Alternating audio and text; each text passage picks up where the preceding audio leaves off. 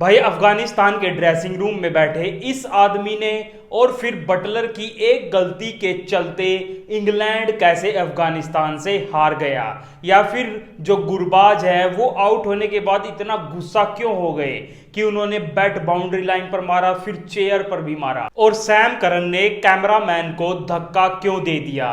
तो फिर चलिए वीडियो स्टार्ट करते हैं और इंग्लैंड वर्सेस अफगानिस्तान के बीच की इन मूवमेंट्स का पता लगाते हैं कि ये मूवमेंट्स क्यों हुई थी।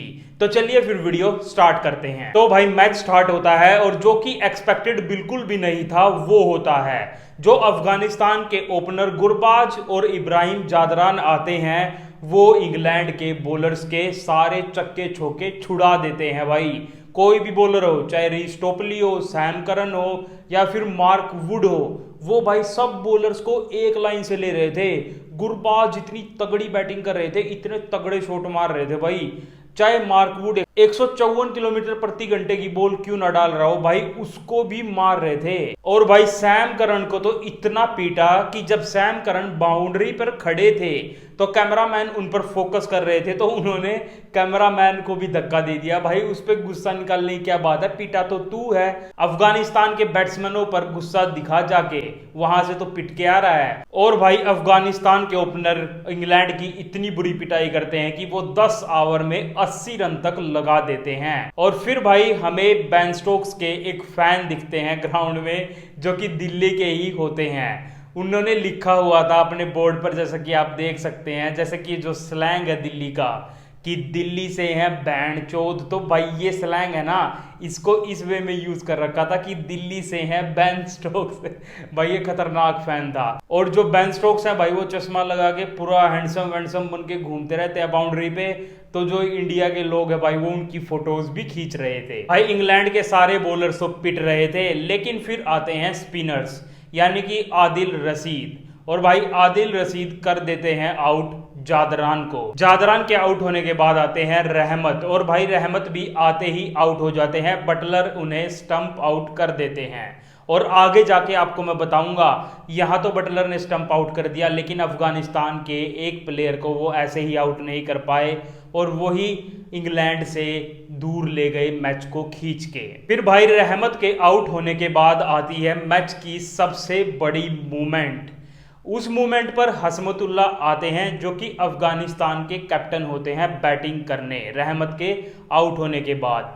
लेकिन भाई अगली ही बॉल पर हसमतुल्ला सिंगल लेने के लिए जाते हैं और वहां पर भाई कोई भी सिंगल नहीं था। और जो गुरबाज है वो आराम से वहां पर खड़े थे नॉन स्ट्राइकर एंड पर, लेकिन वो रन लेने के लिए भागते हैं तो गुरबाज को भी भागना पड़ता है और गुरबाज हो जाते हैं भाई रन आउट। और वो 80 रन पर रन आउट होते हैं, जब वो इतनी बढ़िया बैटिंग कर रहे थे। शायद वो अफगानिस्तान को 320-330 तक पहुंचा सकते थे, लेकिन वहां पर वो हो जाते हैं रन आउट। और भाई जो उनका गुस्सा होता है वो गुस्सा इतना खोलता है कि भाई वो जाते जाते बाउंड्री लाइन को भी ऐसे बैट मारते हैं और जो चेयर पड़ी होती है उसको भी मारते हैं। फिर कमेंट्री में से इरफान पठान कहते हैं कि गुरबाजा, वो उनका निकनेम कहते हैं गुरबाजा, ऐसे मत करो तुम्हारे पास बैट भी कम है, बैट टूट जाएगा। और फिर भाई उसके बाद आते हैं लिविंगस्टन बॉलिंग करने, और जो हसमतुल्ला है भाई उनके एलपीडब्ल्यू की अपील होती है, लेकिन भाई वो किसी तरह बच जाते हैं। लेकिन जो दूसरी तरफ होते हैं उमर जई, वो एक शॉट खेलने की कोशिश करते हैं लेकिन कैच आउट हो जाते हैं। और फिर भाई हमें उसके बाद जो अपील हुई थी, उसके बाद जो गुरबाज हैं वो ड्रेसिंग रूम में जो इब्राहिम जादरान होते हैं उनको कुछ ऐसे उंगली दिखा के कहते हुए दिखते हैं कि ये जो हसमतुल्ला है ना, अगर ये आउट होके आया, जिसने मेरे को रन आउट करवाया है, तो मैं इसको बताऊंगा। और भाई फिर अगले ही ओवर में पार्ट टाइमर बॉलर जो कि हैं जो रूट, भाई उनकी बॉलिंग पर हसमतुल्ला आउट हो जाते हैं और जाते हैं ड्रेसिंग रूम की तरफ। और भाई कमेंटेटर भी कहते हैं कि अब इन्हें जाके मिलना पड़ेगा गुरबाज से, जो कि रन आउट करवा दिए गए थे हसमतुल्ला की गलती से, और वो खुद भी अब आउट होके, वो भी पार्ट टाइमर से, ड्रेसिंग रूम की तरफ आ रहे हैं। भाई क्या करके आए हो तुम। भाई इंडिया की टीम में अगर रोहित शर्मा विराट कोहली को रन आउट करवा देते तो भाई 2 रास्ता तक ही बना के आते थे, लेकिन यहाँ पे भाई अलग ही सीन हो रहा है। और भाई इसके बाद आती है मैच की सबसे बड़ी मूवमेंट, जहां पर इकराम 23 रन पर ही बल्लेबाजी कर रहे होते हैं और वहां पर बटलर लिविंगस्टन की बॉल पर एक स्टंप आउट मिस कर देते हैं, बहुत ही आसान। अगर वो पहली बार ही हाथ में बॉल ले लेते तो वो उसको आसानी से आउट कर सकते थे, लेकिन फिर किसको पता था कि यही इकराम अब आगे जाके 50 रन भी बनाएगा और इंग्लैंड से मैच को बिल्कुल दूर ले जाएगा। भाई फिर मोहम्मद नबी तो आउट हो जाते हैं, लेकिन उसके बाद आते हैं राशिद खान, और राशिद खान और इकराम एक बढ़िया पार्टनरशिप करते हैं। और इसी बीच हमें दिखते हैं भाई कुछ फैंस साउथ अफ्रीका के ग्राउंड में। भाई इंडिया के फैंस दिखते हैं तो हम सोच सकते हैं कि मैच इंडिया में है। इस मैच में साउथ अफ्रीका के फैंस क्या कर रहे हैं भाई, जो 3 शतक लगाए थे इस ग्राउंड पर साउथ अफ्रीका ने, 429 रन बनाए थे, उसकी खुशी में वो अब तक इस ग्राउंड पर आ रहे हैं क्या। फिर इसके बाद भाई राशिद खान भी आउट हो जाते हैं, लेकिन साइड में इकराम थोड़ा बहुत और खेलते रहते हैं। वो अपनी 50 भी पूरी करते हैं और वो 58 रन बनाकर आउट होते हैं। कहाँ जोस बटलर ने 23 रन पर उनको स्टंप आउट छोड़ा था और वो 58 रन तक पहुंच गए थे। अगर भाई बाय चांस वो 58 तक नहीं पहुंचते तो फिर राशिद खान आते, उनको भी आउट कर देते, दूसरे एंड पर और कोई आता, मुजीब आते, वो भी आउट हो जाते।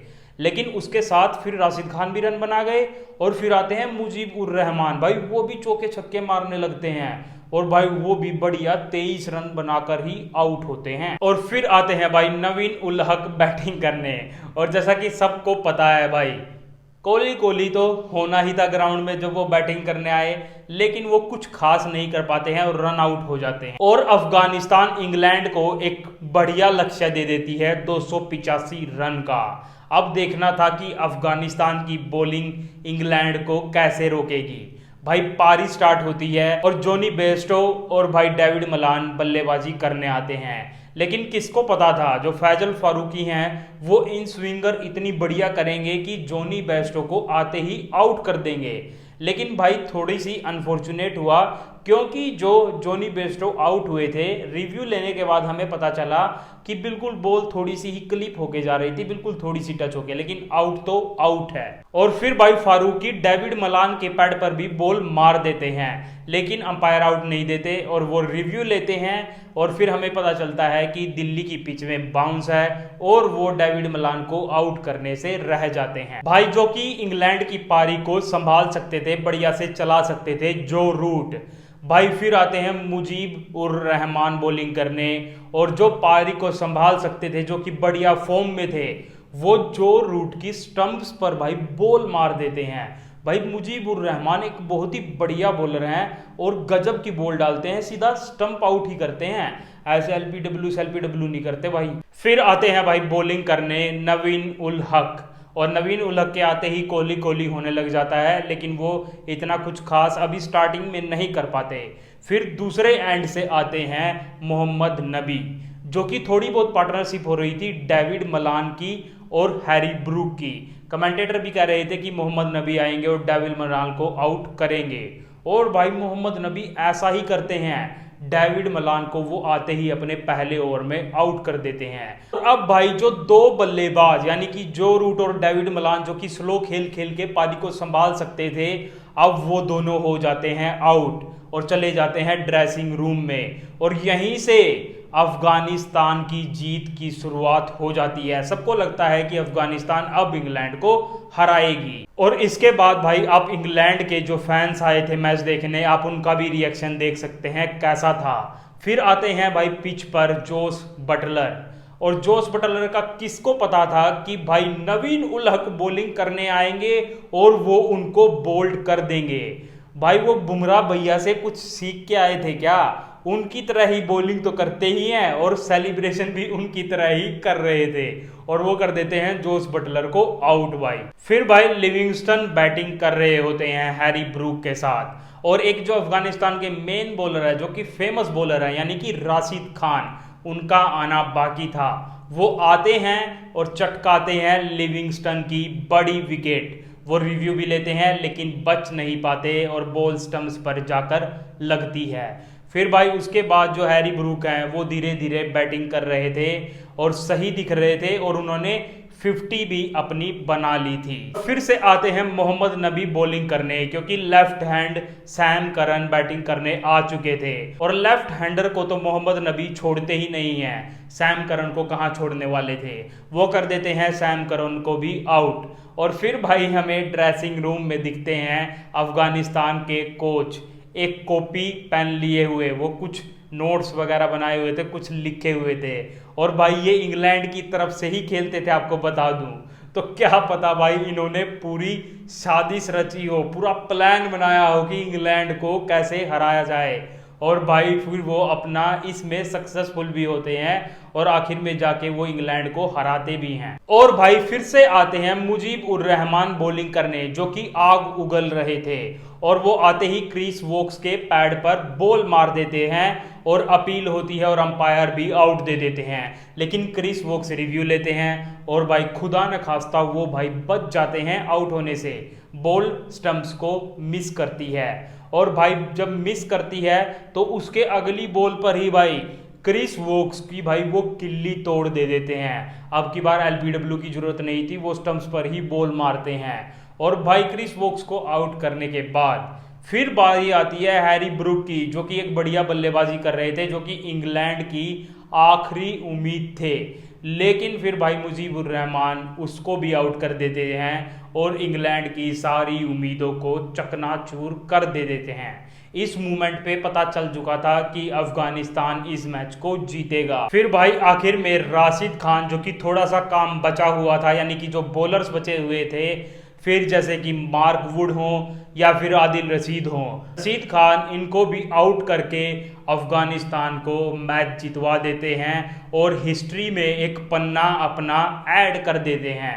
भाई इंग्लैंड के साथ पहले भी बहुत सारे अपसेट हुए थे, जैसे कि 2011 में बांग्लादेश ने हराया था, 2015 में फिर से बांग्लादेश ने हराया था और टूर्नामेंट से ही आउट कर दिया था। और अब फिर से 2023 में अफगानिस्तान ने उनको एक बड़ा अपसेट दे दिया है। अब दोनों टीम बराबरी पर खड़ी हैं, 3 में से 1 मैच अफगानिस्तान और इंग्लैंड ने जीते हैं। आप समझ सकते हैं कि इंग्लैंड और अफगानिस्तान सेम स्टेज पर है। भाई ये टूर्नामेंट बहुत ही दिलचस्प होने वाली है और आप देख सकते हैं कि जो ऑस्ट्रेलिया 5 टाइम्स की वर्ल्ड चैंपियन है, वो अब टेबल में सबसे आखिरी यानी 10वें नंबर पर है। भाई आपको ये मेरी वीडियो कैसी लगी? अगर आपको वीडियो अच्छी लगी हो तो वीडियो को लाइक कर दें और मैचेस की और भी ऐसी मूवमेंट्स पाने के लिए चैनल को सब्सक्राइब कर दें। धन्यवाद।